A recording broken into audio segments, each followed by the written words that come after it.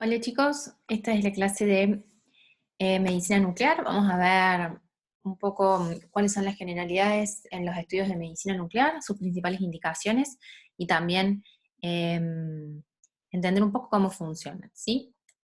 Em, Medicina nuclear entonces es una técnica, es una rama que abarca técnicas de diagnóstico y tratamiento que va a utilizar radioelementos artificiales que se conocen con el nombre de radioisótopos, ¿sí? Son sustancias radioactivas que se van a administrar al paciente, que van a integrarse al metabolismo normal de los distintos sistemas. Se basan en procesos fisiológicos y bioquímicos, y el material radioactivo va a ser detectado externamente al emitir energía, que generalmente esta energía es radiación gamma. Entonces, para que nosotros entendamos cómo funciona, lo que nosotros le inyectamos al paciente es un radiotrazador, ¿sí? El radiotrazador va a estar compuesto por dos partes. Una parte, perdón, es la molécula que se va a incorporar al proceso fisiológico que nosotros queremos estudiar, y otra parte es el elemento que nos va a permitir localizar la molécula en el estudio, ¿sí? O sea, el isótopo radioactivo que va a liberar radiaciones. Por ejemplo, entonces, vamos a ver, en este caso, en este diagrama que ustedes tienen acá, yo les puse el radiotrazador que es el DTPA. El DTPA es un ácido que se excreta en los riñones por filtrado glomerular, ¿sí? Que unido al tecnesio 99, que es un isótopo radioactivo que va a liberar radiación gamma, va a formar nuestro radiotrazador. Entonces, este ácido lo que va a ser estudiar el filtrado glomerular, básicamente, porque es un ácido que se filtra y se excreta por el filtro glomerular, entonces nos va a permitir a nosotros estudiar este proceso en nuestros pacientes, ¿sí? En medicina nuclear se utilizan distintos tipos de radiaciones según el radioisótopo que vamos a utilizar. Por ejemplo, el tecnesio 99, que es el más utilizado, emite radiación gamma. El talio 201 emite rayos X, que prácticamente hoy no se usa. Los positrones que se emiten en PET son radiación beta positiva, y por ejemplo el iodo 131 que se usa para tratamiento es beta negativo, ¿sí? Entonces el tecnesio 99 es el radionucleido que más utilizamos en medicina nuclear. ¿Por qué? Porque tiene una vida media corta de 6 horas. Acuérdense que la vida media es el tiempo que tarda en degradarse a la mitad, ¿sí? O sea, la cantidad, digamos, el tiempo en el que pasa para que nosotros tengamos la mitad de la cantidad que teníamos y así. Entonces, a tener una vida media corta de 6 horas, que nos permite a nosotros manipularlo. Tiene una baja energía de radiación de 140 kiloelectronvolts, que esto nos permite captarlo captarlo, digamos, por nuestras cámaras o cristales de centelleo, y que no van a producir daño en el paciente. La radiación es dentro de todo baja, tiene un rango energético adecuado y es de fácil disponibilidad. Entonces, esto que yo les puse acá es un generador de molibdeno 99. Molibdeno 99 es el generador de tecnesio 99, ¿sí? Cuando el molibdeno 99 decae a tecnesio 99. Y acá ustedes pueden ver, entonces tenemos el molibdeno 99, que por emisión beta a las 66 horas recién decae a tecnesio 99, y el tecnesio 99 cuando decae lo hace recién a las 6 horas, emitiendo un fotón de radiación gamma. Entonces este fotón de radiación gamma es el que nosotros vamos a utilizar para hacer imágenes. La cámara gamma en sí, lo que se llama cámara gamma, es un dispositivo de captura de imágenes. Es un equipo que detecta radiaciones gamma emitidas por el radiotrazador que le vamos a inyectar al paciente. Los estudios que realizan estas cámaras gamma se denominan gammagrafía, pero hoy en día van a escuchar que van a decir, no, me pidieron una cámara gamma, o no, me tengo que ir a hacer una cámara gamma. Bueno, digamos, la forma correcta de decirlo sería gammagrafía, porque en realidad cámara gamma es el equipo en sí. A partir de varias proyecciones o de cortes bidimensionales, nosotros podemos generar una imagen o una reconstrucción tridimensional que se conoce como SPECT, que es una tomografía computarizada por emisión simple de fotones, que básicamente es una reconstrucción de imágenes o proyecciones bidimensionales, ¿sí? Entonces, para que entendamos un poquito cómo funciona el equipo, acá tenemos un esquema, este sería el paciente acostado en la camilla, una vez que ya está inyectado, tenemos un colimador, el cristal de centelleo, un sistema electrónico que nos va a permitir visualizar en la pantalla. Entonces, el cristal de centelleo, básicamente lo que hace es, llega la radiación ionizante, choca contra el detector de centelleo, este emite como una luz, y esta luz después es interpretada como un pulso eléctrico que nos va a generar imágenes en una pantalla.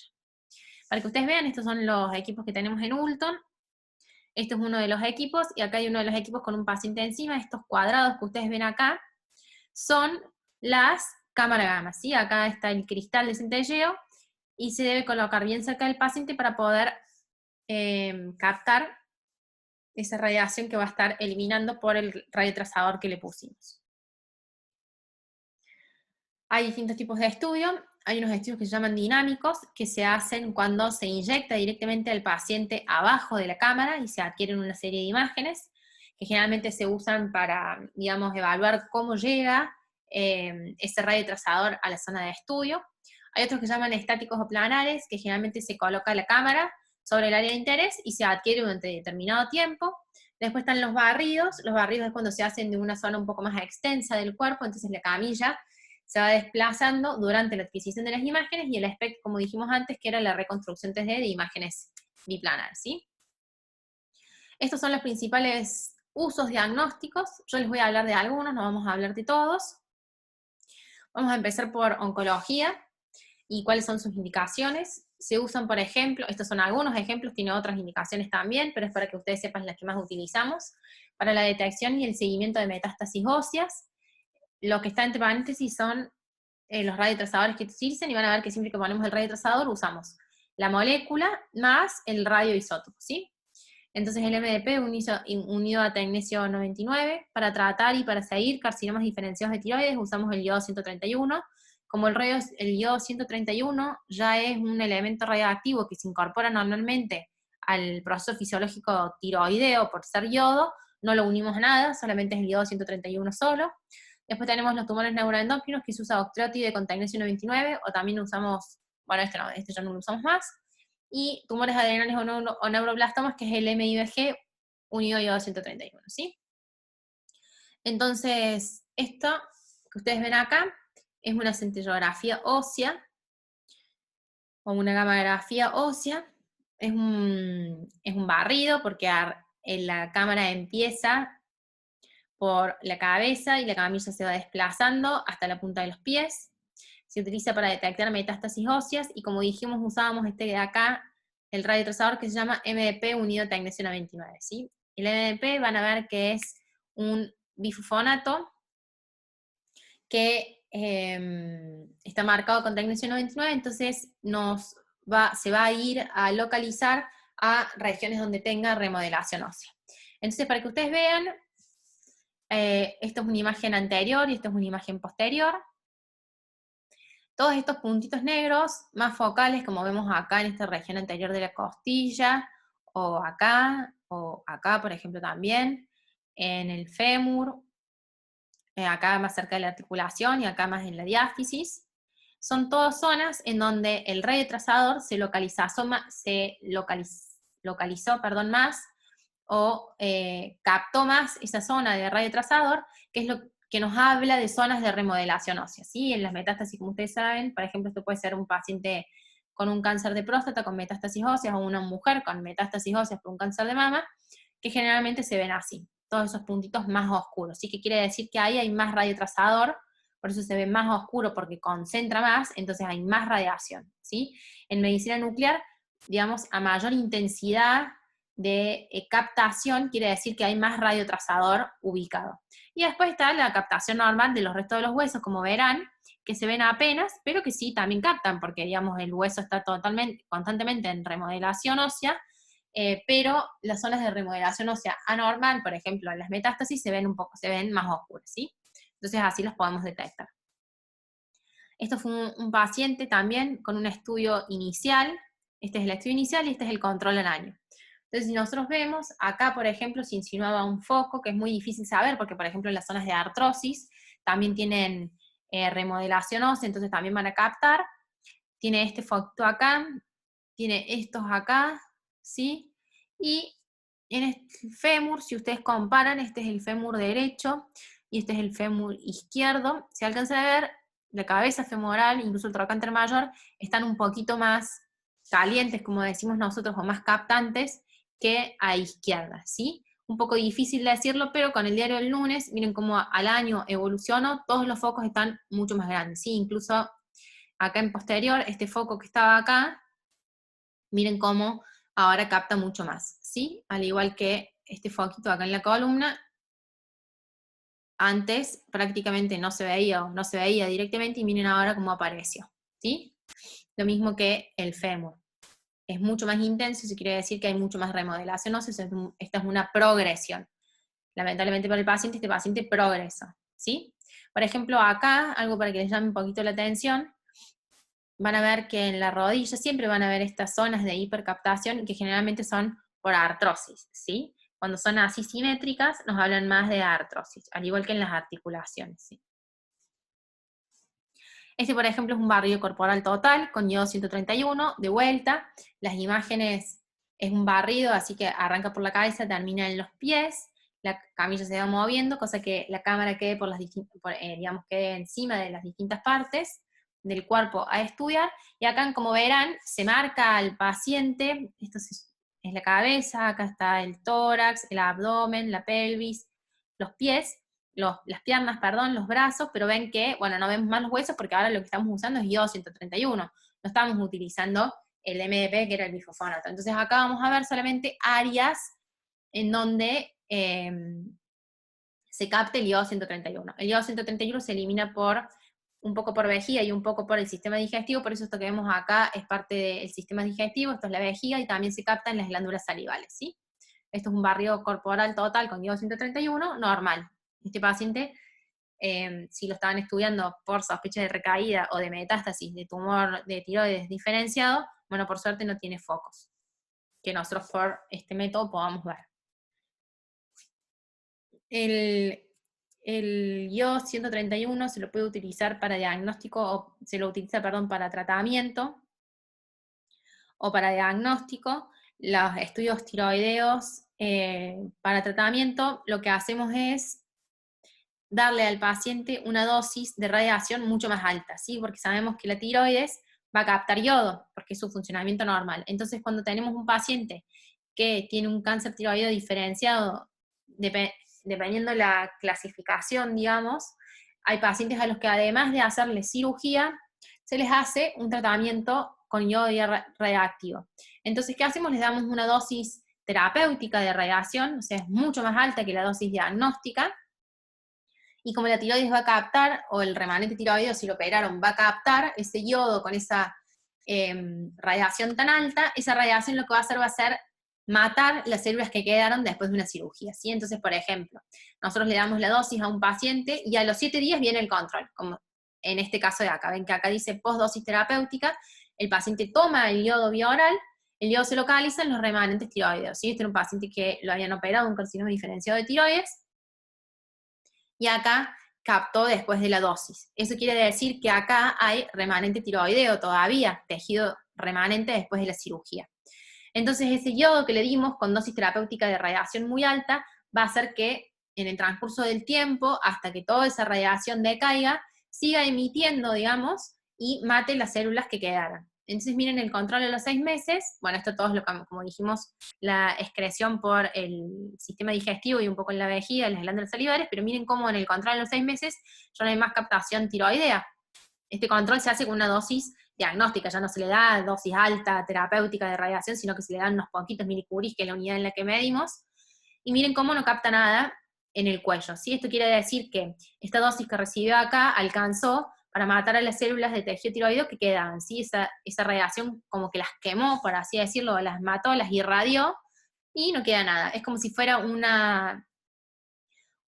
tratamiento con radioterapia, nada más que en vez de ser con radioterapia externa, esto fue tomando iodo 131. ¿Sí? Es como para que ustedes entiendan, porque en realidad no se hace con rayos X, sino se hace con gamma, como dijimos, que es lo que elimina el iodo 131. Perdón, con beta. Entonces,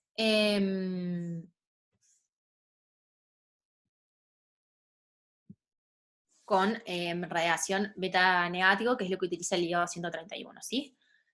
Entonces, acá pueden ver cómo sirvió esta dosis terapéutica de iodo 131 para terminar de matar ese tejido de tiroides que quedaba, tejido maligno, ¿no? Otra indicación es las indicaciones osteoarticulares.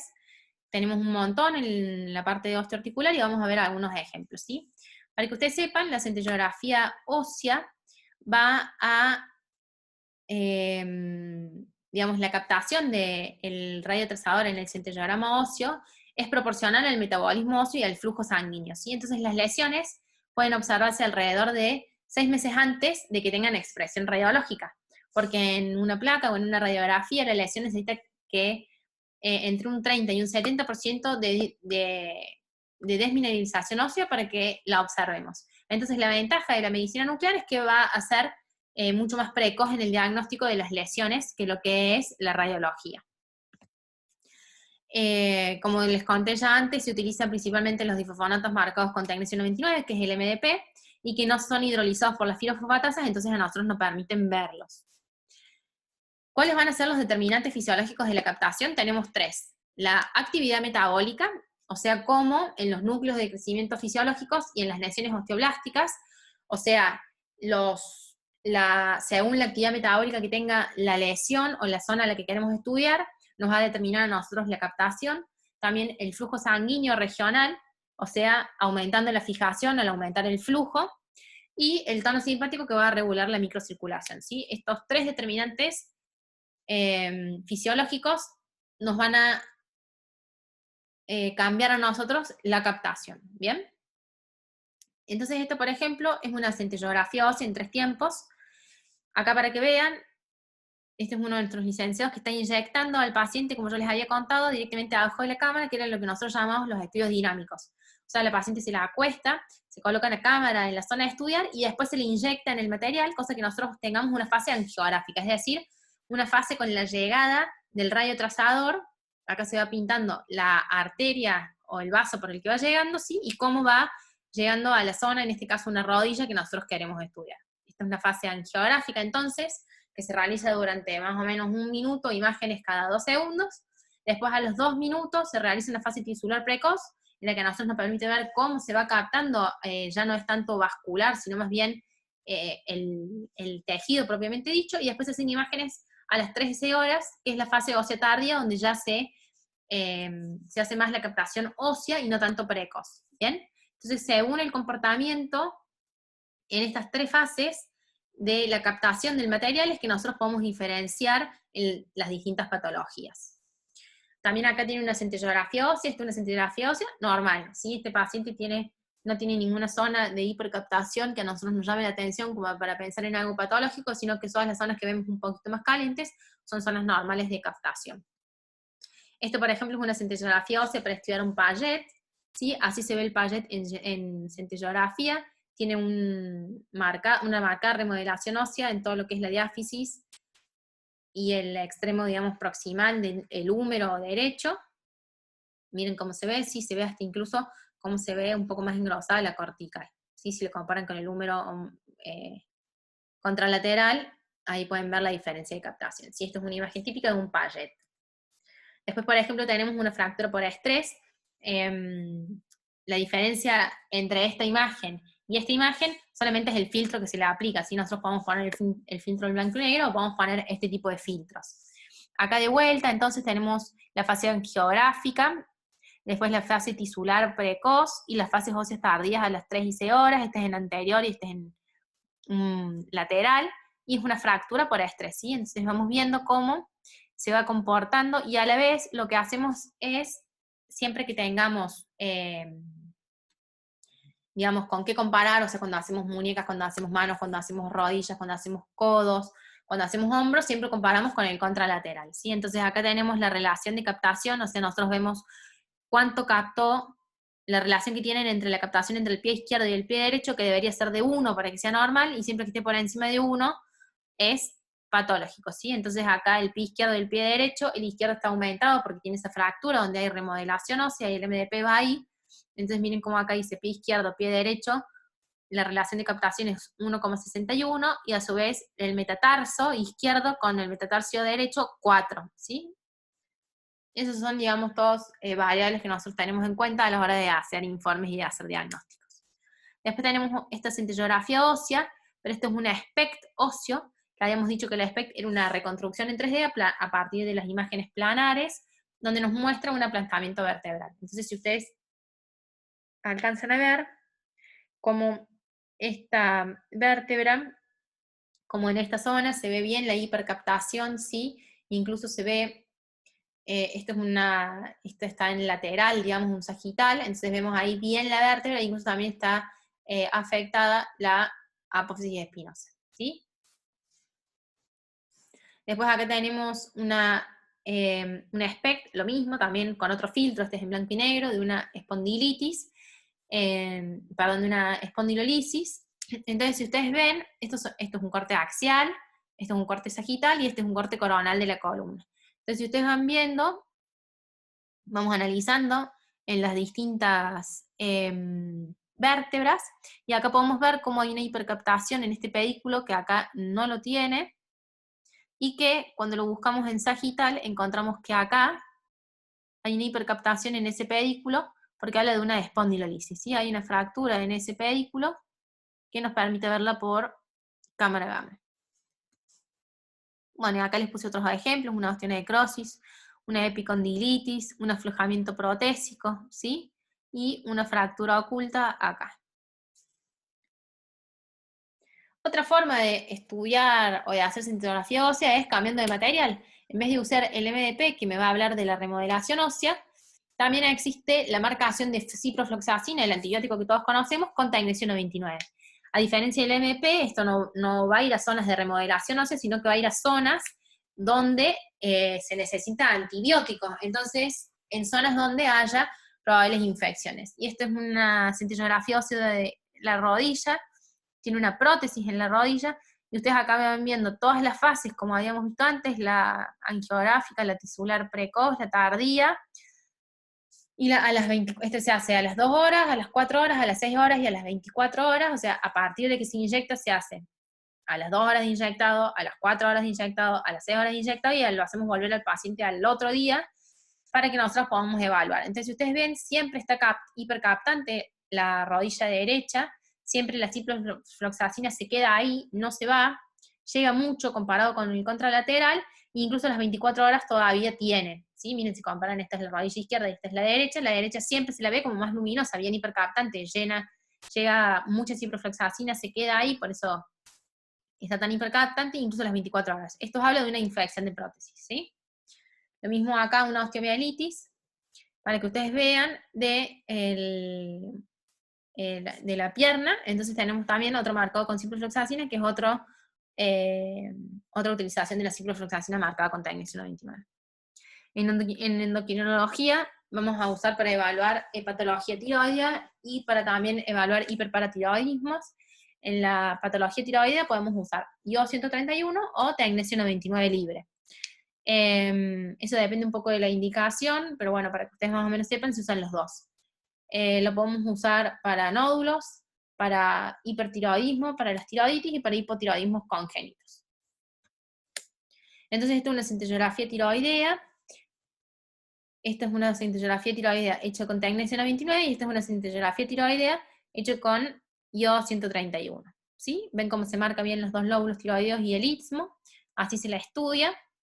En esta cintilografía tiroidea hecha con tecnecio 99, porque el tecnecio 99 libre también lo capta la tiroides, podemos ver un hipertiroidismo, siempre que la captación esté aumentada, nosotros hablamos de hipertiroidismo. ¿Sí? Esto es un Graves base estudiado con tecnecio 99 y esta tiroides tiene una captación del 18%. Esto es un adenoma tóxico con una captación del 21%. Acá la cámara está ubicada sobre el cuello y digamos la tiroides entera, toda la glándula, entra dentro de la cámara. Pero, ¿qué pasa? Como hay un adenoma tóxico, se capta todo el iodo 131 que le dimos, entonces apaga el resto de la tiroides, que no quiere decir que no esté, sino que nosotros no lo podemos ver, porque el adenoma tóxico se consumió todo el iodo 131 que le dimos. Entonces solamente vamos a ver la radiación que sale de ese adenoma, porque el resto de la glándula no tiene iodo 131 para emitir radiación y que nosotros la podamos ver. No significa que no esté, sino que no consume iodo 131 porque está apagada por el adenoma tóxico, ¿sí? Acá también una tiroiditis aguda. Las tiroiditis agudas se diagnostican por la captación está muy, muy aumentada, y además porque los bordes de la tiroides, no sé si alcanzan a dar cuenta que están bastante difusos, ¿sí? Casi que no distinguimos el istmo, y los dos bordes de los dos lóbulos tiroides están muy difusos, esta típica imagen de una tiroiditis aguda. Pero en la tiroiditis subaguda, cuando la glándula corta, o en el periodo de hipotiroidismo que hacen las tiroiditis subagudas, deja de funcionar, entonces se ve apagada. No capta nada del iodo 131 que le dimos, entonces no nos genera imagen y no vemos a la glándula. Acá otros nódulos tiroideos para que veamos, miren cómo se forma. ¿Sí? Esto es en anterior, esto es un oblicuo anterior derecho y esto es un oblicuo anterior izquierdo, es para ver los distintos nódulos. ¿Sí? Miren acá qué deforme que está la tiroides por la presencia de nódulos. Esto es un típico bocio multinodular, incluso con un poco de extensión torácica. Miren dónde está el cuello, y miren, esto ya está dentro del tórax, ¿sí? Y también estudiamos el hipotiroidismo congénito. En los niños, cuando se sospecha hipotiroidismo congénito, le damos un poquito de tecnesio 99, que debería ir a la tiroides. En este caso, si ustedes se dan cuenta, estos son los ojitos, este es el cerebro, esta es toda la carita, este es el cuellito, y acá se nos ubicó el tecnesio 99, ¿sí? Esto es un hipotiroidismo congénito por una tiroides ectópica sublingual, ¿sí? Y muy chiquitita también. Otra metodología que nosotros tenemos, que es una tecnología relativamente nueva en Argentina, es el SPECT-CT. El SPECT-CT es un método híbrido nuevo que combina el SPECT, o la cámara gamma tridimensional, con la tomografía. Tenemos los cristales de detección de centelleo y el tomógrafo, los dos en un mismo equipo, entonces el paciente no lo movemos de posición, y después podemos hacer una superposición o una fusión de imágenes en donde funcionamos la parte metabólica o fisiológica del SPECT, que es la reconstrucción 3D de la cámara gamma, con la tomografía, ¿sí? Entonces acá tenemos, por ejemplo, un axial, un coronal y un sagital. Esta es la parte tomográfica, este es el SPECT y esta es la fusión, ¿sí? Ven cómo se une la parte morfológica a la parte funcional, y eso nos permite a nosotros detectar mucho mejor las lesiones y poder decir dónde están y cómo se ubican. Y además, si son lesiones óseas como esta, podemos también ver cómo se comportan en la tomografía. Por supuesto que no es una tomografía que tiene la misma calidad de un tomógrafo que usamos para hacer reconstrucciones 3D, pero bueno, tiene una linda calidad tomográfica para nosotros poder ubicar lesiones, ¿sí? Y es también un feocromocitoma del lado derecho. Ven, esta es la imagen sola de la gammagrafía, esta es la imagen de la tomografía, y esta es la fusión donde lo podemos ubicar bien al feocromocitoma, ¿sí? Bueno, también tenemos otras indicaciones, como por ejemplo el uso en nefrología, la verdad que se utiliza bastante. Podemos estudiar todas esas patologías que tenemos ahí, yo les voy a mostrar algunas imágenes. Tenemos básicamente dos estudios principales. Uno es lo que nosotros llamamos un dinámico renal, que se utiliza el DTPA, que es un ácido, como habíamos dicho, que se va a filtrar por el glomérulo. Entonces nos va a dejar estudiar la perfusión, la concentración y la excreción del riñón.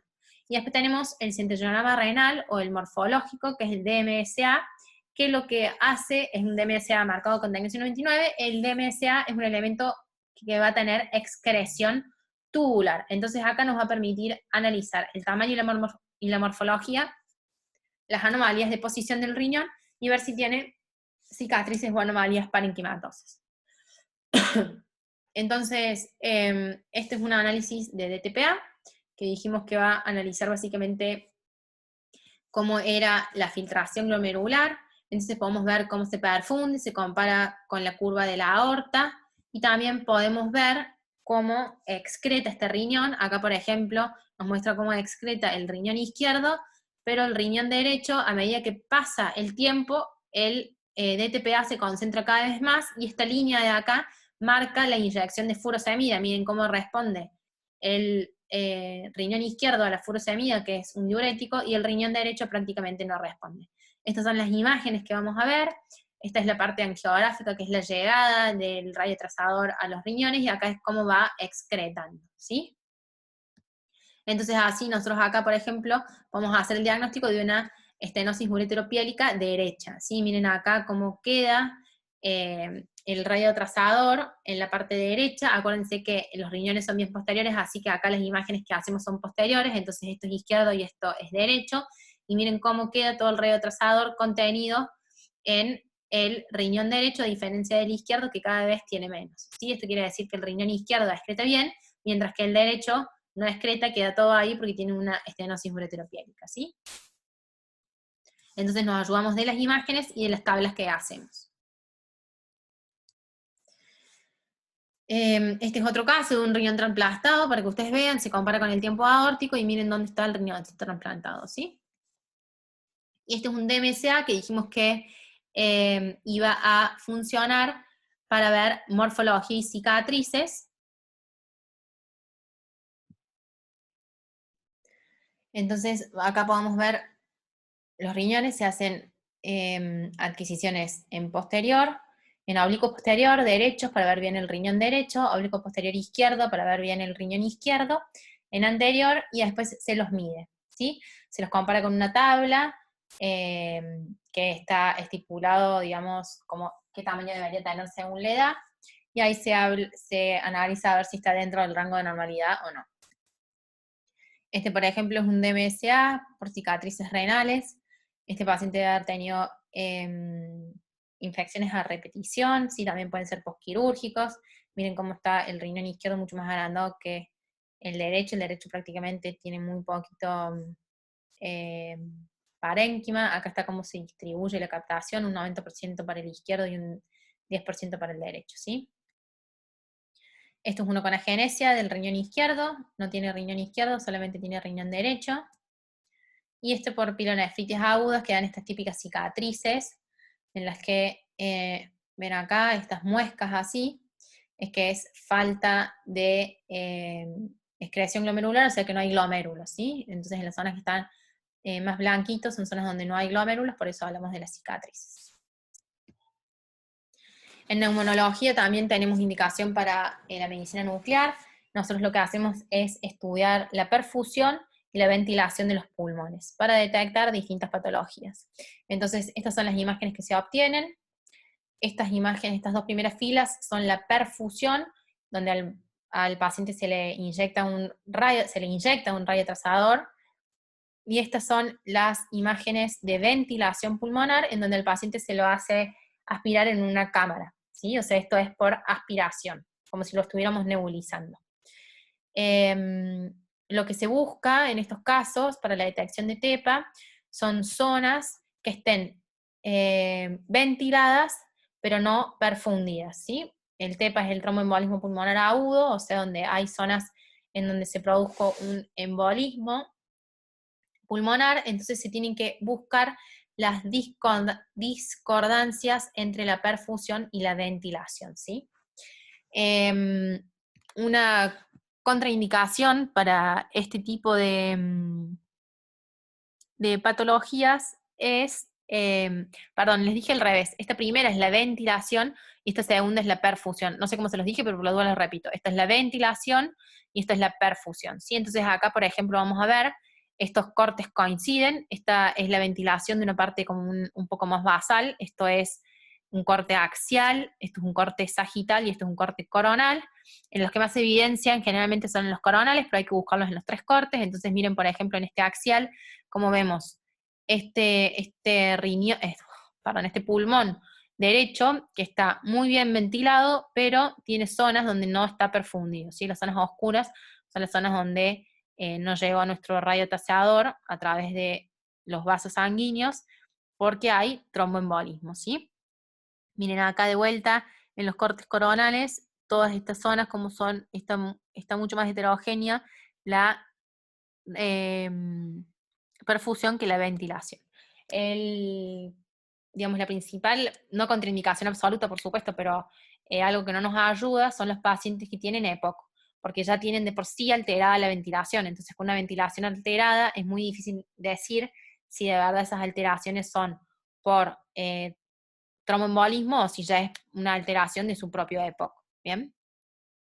Y por último, vamos a ver unas imágenes en neurología que se usan para diagnosticar demencias, para trastornos del comportamiento y algunas lesiones cerebrales vinculadas a sustancias psicotrópicas. Y estas son, para que ustedes vean, el SD es lo que se utiliza, que nos permite estudiar la perfusión cerebral, porque es un componente que atraviesa la barrera hematoencefálica y está unido al tecnesio 99. ¿Sí? Entonces acá podemos evaluar la perfusión cerebral. Áreas poco perfundidas son áreas que deberían o llamarnos la atención o áreas que digamos no sean simétricas. Bueno chicos, espero que les haya servido. Desde ya está más de decir que este es un tema que es un poco más distinto al resto de del temario de lo que es diagnóstico por imágenes, porque es una forma de adquirir imágenes muy distinta a lo que nosotros estamos acostumbrados. Es el único método en el que el aparato no emite radiación, ¿sí? Sino que detecta la radiación que nosotros le inyectamos al paciente. Así que es un poquito más complejo, tiene mucho de fisiología, tiene mucho de química, pero pueden ver esta clase la cantidad de veces que sea necesaria, también tienen la diapositiva subida a la página de la cátedra, y yo estoy disponible para sacar dudas o lo que ustedes necesiten, ¿sí? Espero que les haya servido, y ya saben que tienen un montón de métodos de canales de comunicación para estar en contacto con nosotros.